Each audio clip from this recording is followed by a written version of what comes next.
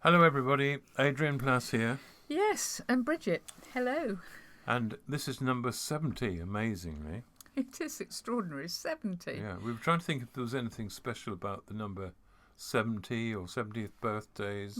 I had a very nice 70th birthday. We had a Yeah, but very you nice also weekend. determined you were going to do something on yours. Well, so did I. I had my ears pierced for the Oh, first yeah, time ever.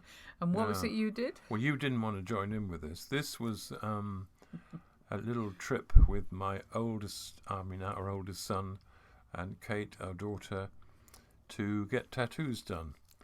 And I had a Jerusalem cross, which I have now. I'm looking at it now, on the my forearm, quite smallish. And Kate had a rather decorative little thing about with birds. And But why was I it you can't wanted remember to do what it? Matt had. Why did I want to do it? I don't know. I suppose it. I mean, they were keen to do it, and I've never. I think all my life I thought I will never have a tattoo. And I think at the age of 70, I thought, I don't care. And I mean, I'm hardly going to think, I wish I could get rid of this when I get older.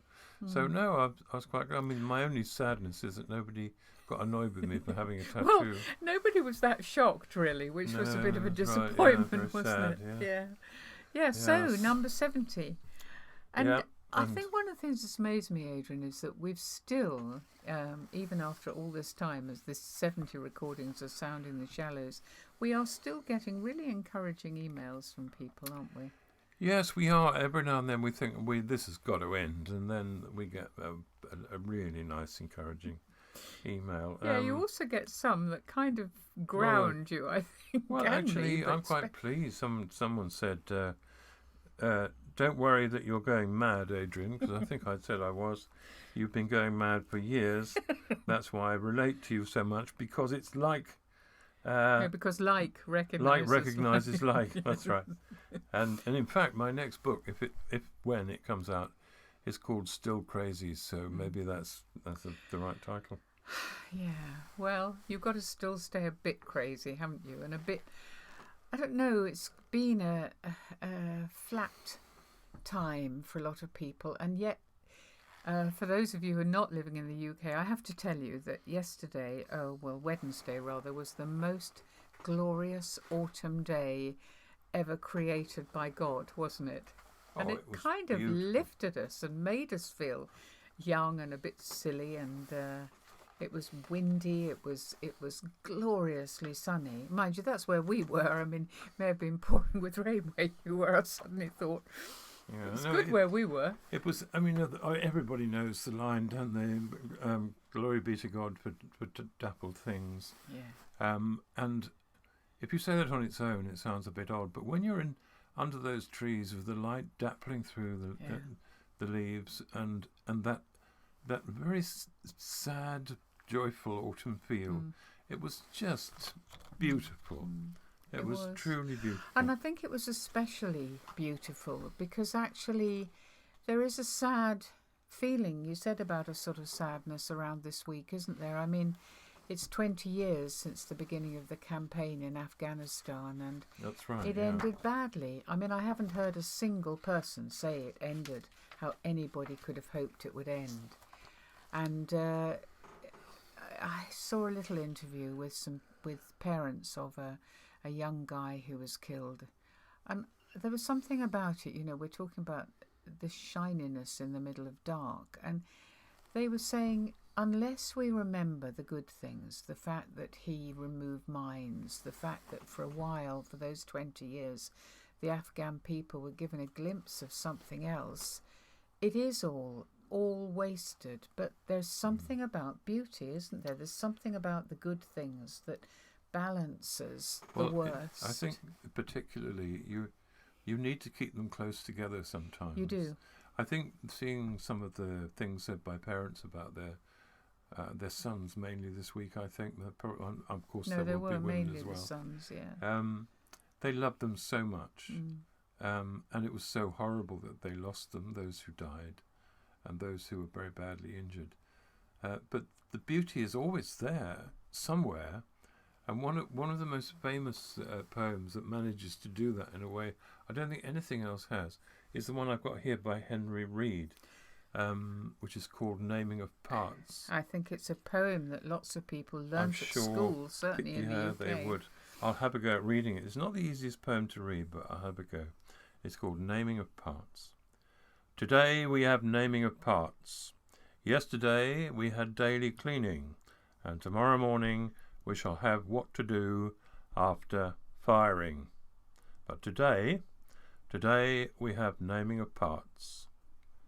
Japonica glistens like coral in all of the neighbouring gardens, and today we have naming of parts. This is the lower sling swivel, and this is the upper sling swivel, whose use you will see when you are given your slings. And this is the piling swivel, which in your case you have not got. The branches hold in the gardens their silent, eloquent gestures, which in our case we have not got. And this, you can see, is the bolt, and the purpose of this is to open the breech. As you see, we can slide it rapidly backwards and forwards. We call this easing the spring. And rapidly backwards and forwards, the early bees are assaulting and fumbling the flowers. They call it easing the spring.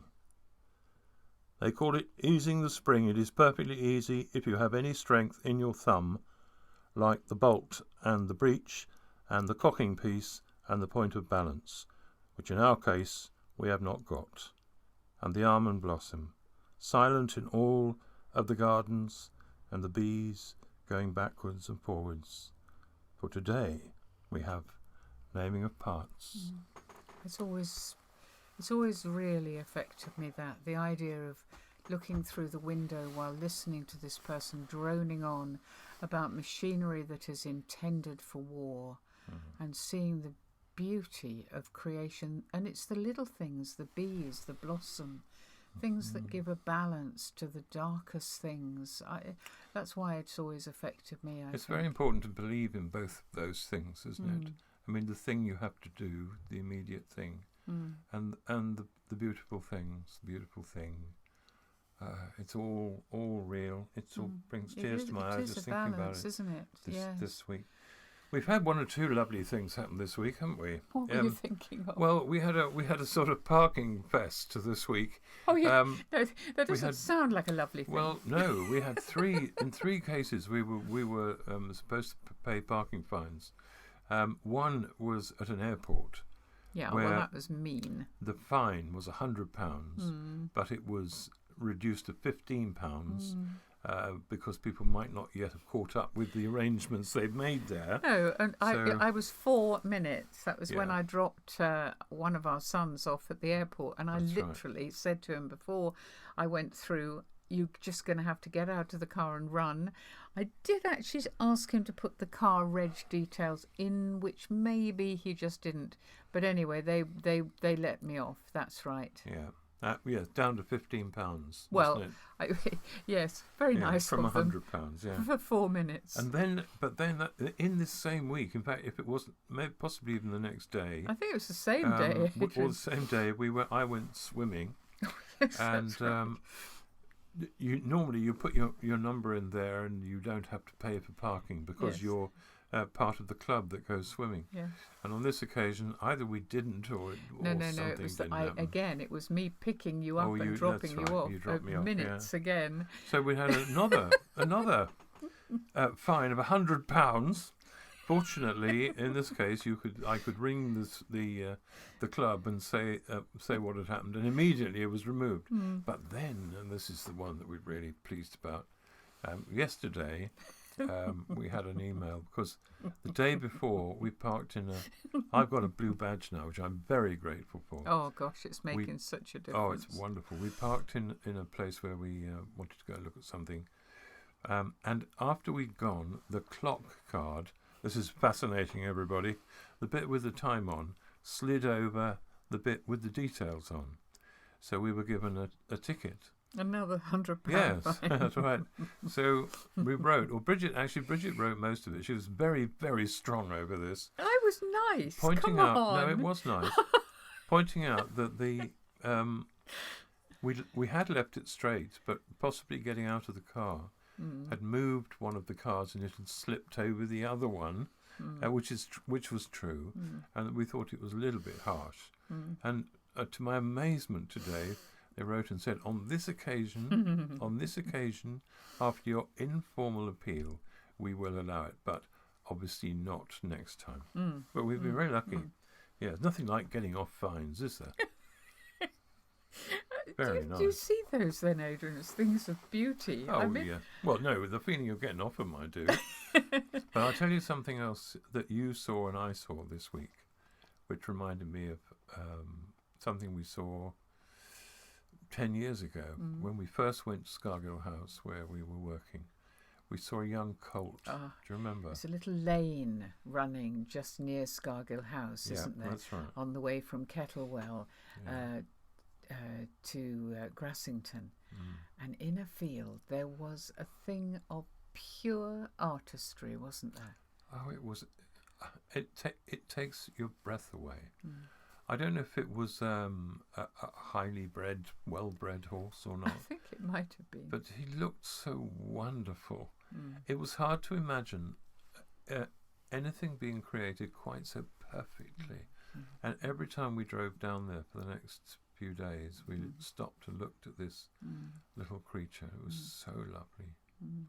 And so was our hedgehog. Do you remember that? Oh, well, that...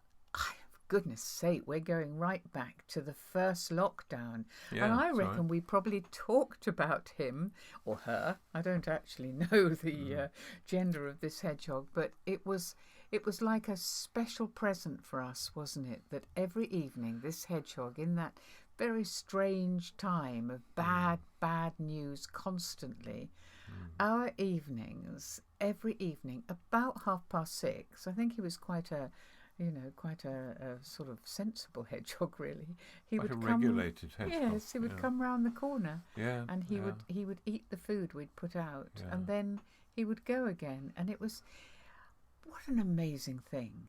I know. It was such a privilege, it felt, didn't it?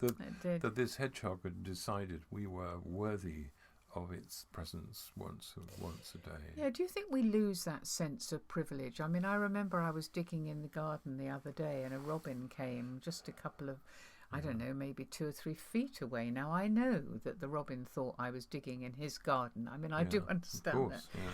But even so, when a creature that is not tame, that is just being itself, is in your space, there's something that something moves, doesn't it? The whole balance that kind of changes, and that's where I really, every time I have doubts about my faith, I come back to what is created and to how absolutely extraordinary each living creature is, and actually each leaf. And in fact, we spent some time looking at a conker, didn't we, when we were in these beautiful gardens the other day in the autumn. The robin in particular, because the robin has his own way of becoming a colleague, doesn't he? Yes. I mean, that's how you feel. You said just now he owns that bit of garden. Oh, I think he does, yes. And there you are doing what you're doing, and he's busily doing what he's doing. I think he's supervising. He has no interest in us except for what he can get out of it. But there's a feeling of I don't know, something magical.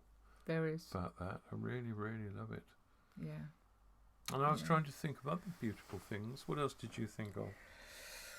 Oh, gosh. I think we've talked before about things that have made us gasp, things that suddenly open up something other. And I remember you mentioned Scargill. I mean, I think we've mentioned before the first year when we were there. Actually, the first year we were in the north of England, so it's nothing to do with Scargill itself, but it was so dark. And the stars were so bright, and it snowed, and it snowed, and it snowed. So it was pristine snow because nobody could walk through it. It was so deep. So there was this glistening snow and these incredibly bright stars. They were Disney stars, weren't they? They were wonderful, wonderful.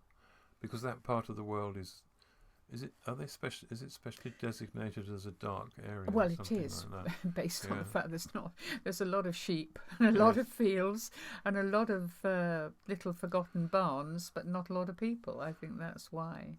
Thinking of Scargill, I'll tell you something I remember. As a little girl, and I won't say her name, but she was one of the most sorry, Bridget's dropping things all over the place.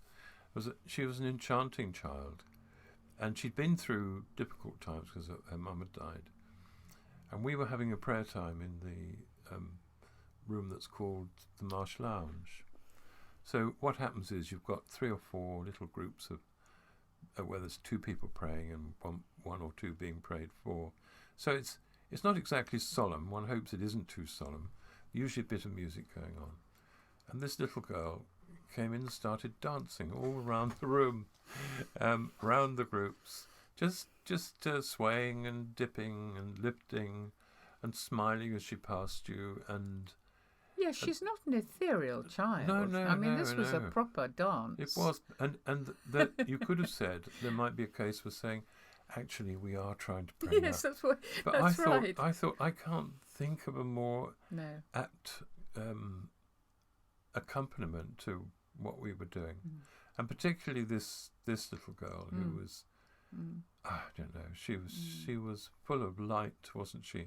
And in fact, as she got older, she was still full of light. And went through some difficult times. Yeah, I mean, so often taking time out for beauty, taking time out is seen as a sort of escapism, but actually there's probably books written about the fact that it helps survival, but certainly it seems to be the greatest gift from God, doesn't it, to help us through. I mean, we all remember the first lockdown where the weather was beautiful and people discovered nature for the first time. And here we are in another strangely sad time with this whole business of remembering 9/11 and then the consequence of that and the whole period of Afghanistan and now the horror of the closed door and not really knowing what's going on in that poor country since the Taliban are back. And in a way, maybe it feels wrong to concentrate on beautiful things, but it isn't, is it? I think you'd be mad not to do that. I felt very low this week, actually, compared with how I usually feel, and I'm grateful for some things. And I was thinking about the Bible. Are there beautiful spots in the Bible? I don't want to go into it at length, but I think we've mentioned before that amazing moment when Naaman, who's been healed, is worried that he's going to have to go back and support his master with the false god. And he says to Elisha, what am I going to do? And Elisha says, go in peace. And I think it's a beautiful message, which is, look, there's enough trouble tonight without adding something else on. We'll start again in the morning. And I think that's really beautiful. Oh, and when I had my 70th birthday, was that when I was given my guitar? No, that was on your 71st. Sorry, everybody, I've had some very good birthdays. I was given a guitar, which is so... There's always a hint involved if you remember know. Adrian talking about wanting River of Adventure when he was talking about it last week. I know. I wouldn't want to inflict my playing on anybody, but I love it. I love playing. I love having a go at singing with it anyway. Yeah. And the one thing I hope we all believe in and want and feel could possibly happen is that in the end it will be all right. Because certainly at the moment, and I feel this a bit this week, there's a fear that can grip you if you're not careful, that the darkness will take over and that the beauty won't survive. And there's a poem I'd like you to read, which is actually written by a survivor of a concentration camp. And it's really about exactly that. It's called The House of God. House of God. The house of God will never close to them that yearn, nor will the wicks die out that in the branches turn, and all the pathways to God's house will be converging. In quest of nests, the migrant pigeons will come surging. And when at close of crimson nights and frenzied days you'll writhe in darkness and will struggle in a maze of demons' toils, with ashes strewn upon your head and lead-shot blood and quicksand for your feet to tread, the silent house of God will stand in silent glade. It will not chide, nor blame, nor scoff, will not upbraid. And the door will be wide open, and the light will burn, and none will beckon you, and none repel with stern rebuke. For upon the threshold love will wait to bless and heal your bleeding wound and soothe your sore distress. So to all those who are wounded and distressed, we'll meet you at the door of the house of God one of these days, and the beauty will be all that there is. And that's what we're waiting for and hoping for and praying for. So God bless you all. And we'll talk to you next week. Yeah. See you next week. See you next week. Bye.